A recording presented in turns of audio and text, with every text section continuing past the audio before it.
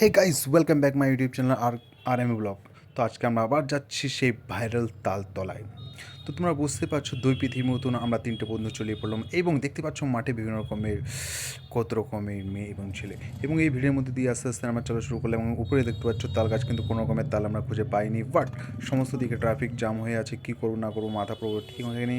এবং সঙ্গে রয়েছে বন্ধু বন্ধু বলছে, ভাই পাশে দেখ ফুল বাগান, পিছে দেখ মেয়ে। ও মাই গড, আমার বন্ধু বলছে আই এম প্রেম পাগল।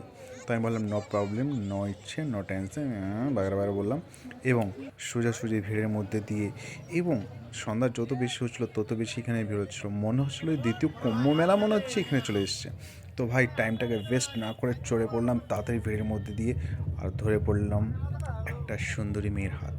তারপরেই বেশিরভাগ টাইমটা না নষ্ট করেই আমরা আরও একটু এগিয়ে গেলাম, এবং ভাইরাল তালতলার সম্পূর্ণ ভিডিও শেষ পর্যন্ত অবশ্যই দেখবে। এবং সূর্য ডোবার সাথে সাথে মনে হচ্ছিলো ভিড়টা যেমন যেমন এমন মনে হচ্ছিলো যে কী বলবো, বলার মতো না। এবং সঙ্গে হচ্ছিলো আমাদের ব্যান্ড, যে ব্যান্ডটির নাম হচ্ছে দারিয়া বাংলা ব্যান্ড।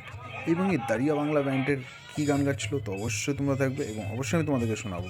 তো শুনতে থাকো দারিয়া বাংলা ব্যান্ডের গান, এবং কমেন্ট অবশ্যই তোমরা জানাবে যে কারা কারা গেছো তালতলা, এবং কারা কারা এখনও পর্যন্ত যাওনি।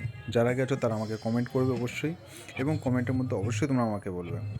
তো দেখো অল্প একটু আমি গান অবশ্যই তোমাদেরকে শোনাবো, কারণ আমি বেশি কপিরাইটে খুব ইস্যু হচ্ছে, তো তার জন্য আমি বেশি কোনো গান শোনাতে পারবো না, বাট ট্রাই করবো। ওকে,